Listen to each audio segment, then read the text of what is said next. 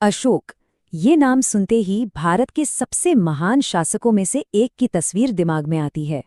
लेकिन पता है, इनकी कहानी सिर्फ जीत और साम्राज्य की नहीं है। ये कहानी है एक बहुत ही गहरे विरोधाभास की। हाँ, उन्होंने मौर्य साम्राज्य को अपनी बुलंदियों पर पहुंचाया, पर उनकी विरासत वो इससे कहीं ज्यादा पेचीदा है। तो सबसे बड़ा सवाल यही उठता है कि आखिर एक बेरहम, क्रूर तानाशाह शांति का इतना बड़ा प्रतीक कैसे बन गया, मतलब पूरी दुनिया के लिए। ये एक ऐसी पहेली है जिसे आज हम सब मिलकर सुलझाने की कोशिश करेंगे। अशोक की जिंदगी को दो हिस्सों में बांटा जा सकता है, जैसे दो बिल्कुल अलग अलग इंसान एक ही शरीर में रह रहे हों। एक था चंडाशोक, यानी क्रूर अशोक, एक ऐसा विजेता जिसे किसी पर रहम नहीं आता था। और फिर दूसरा था धम्माशोक, यानी धर्म को मानने वाला अशोक, जिसने युद्ध को हमेशा के लिए छोड़ दिया और नैतिकता का रास्ता चुना। तो चलिए इस हैरान कर देने वाले बदलाव की कहानी में और गहराई तक चलते हैं। तो कहानी की शुरुआत होती है अशोक के एक क्रूर शासक बनने से। चलिए देखते हैं कि आखिर कैसे एक एम्बिशियस राजकुमार गद्दी तक पहुंचने के लिए एक बेरहम, एक निर्दयी शासक बन गया। देखिए, अशोक का ताल्लुक कोई मामूली खानदान से नहीं था।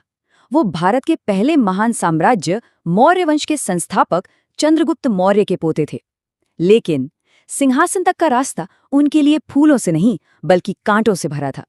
सिर्फ 18 साल की उम्र में ही उन्होंने अपनी काबिलियत तो साबित कर दी थी, पर असली चुनौती आई उनके पिता की मौत के बाद। गद्दी के लिए ऐसा खूनी संघर्ष छिड़ा जिसकी किसी ने कल्पना भी नहीं की थी। और कहा तो ये भी जाता है कि अपनी गद्दी को महफूज करने के लिए अशोक ने अपने 99 भाइयों की बेरहमी से हत्या कर दी। सोचिए जरा, 99 भाई, ये एक ऐसा आंकड़ा है जो उनके शुरुआती दौर की क्रूरता को साफ साफ दिखाता है। और शायद यही वजह थी कि उन्हें नाम मिला चंडाशोक, यानी क्रूर अशोक। उनकी क्रूरता की हदें बस यहीं तक नहीं थीं। उन्होंने एक जेल बनवाई थी, एक ऐसी जेल जिसे लोग अशोक का नरक कहते थे। इसके बारे में जो कहानियां हैं वो रोंगटे खड़े कर देने वाली हैं। सदियों बाद जब चीनी यात्री फाहियान भारत आए और उन्होंने इसके बारे में सुना, तो उन्होंने लिखा कि ऐसा लगता था मानो अशोक ने लोगों को तड़पाने के तरीके सीधे नरक से ही सीखे हों। तो अब आते हैं अशोक की जिंदगी के उस सबसे बड़े टर्निंग पॉइंट पर, एक ऐसी घटना जिसने सब कुछ बदल कर रख दिया। वो घटना थी कलिंग की लड़ाई। अपने साम्राज्य को और बढ़ाने के लिए अशोक ने कलिंग पर चढ़ाई कर दी।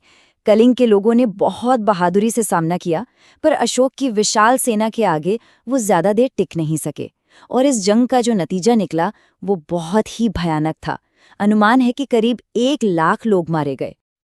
और तबाही सिर्फ यहीं नहीं रुकी। मरने वालों के अलावा 1.5 लाख से भी ज्यादा लोगों को उनके घरों से बेघर कर दिया गया। ये एक ऐसी जीत थी जो अपने पीछे सिर्फ और सिर्फ तबाही और मातम छोड़ गई। लेकिन जब अशोक ने अपनी आंखों से उस मैदान पर बिछी लाशों के ढेर देखे, तो कुछ हुआ।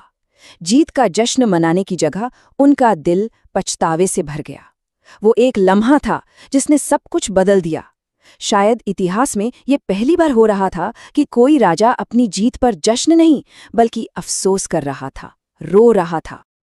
और बस यहीं से चंडाशोक का अंत होता है और धम्माशोक का जन्म।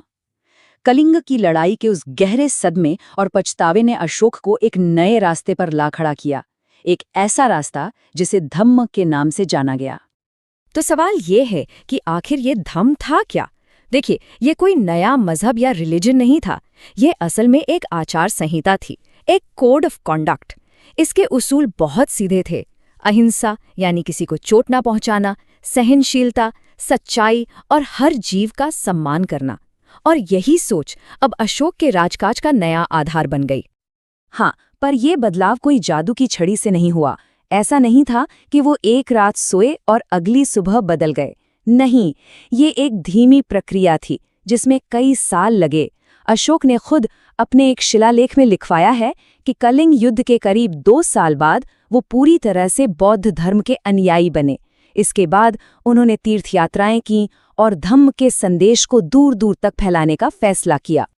तो अब देखते हैं कि अशोक ने इस नई सोच को असलियत में कैसे बदला उन्होंने अपने साम्राज्य का फोकस ही बदल दिया।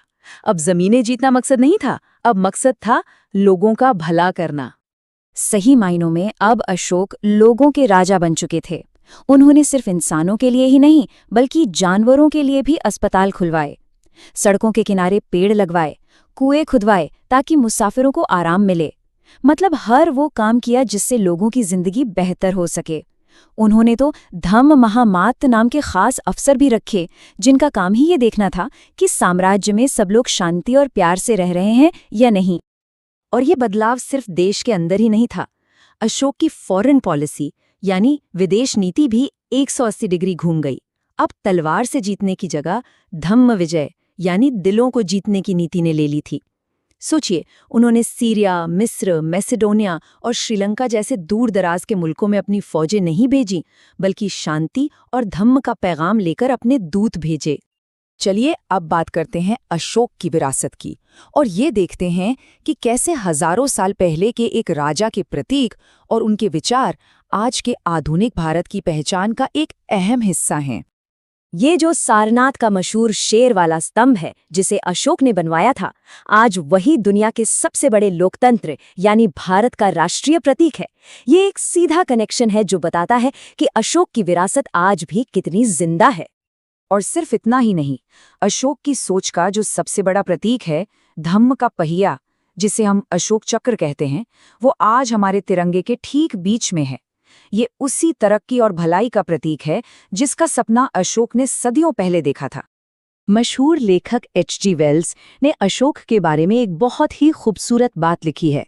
उन्होंने कहा था, हजारों हजार राजाओं और सम्राटों के नामों की भीड़ में अशोक का नाम एक सितारे की तरह चमकता है और लगभग अकेला ही चमकता है।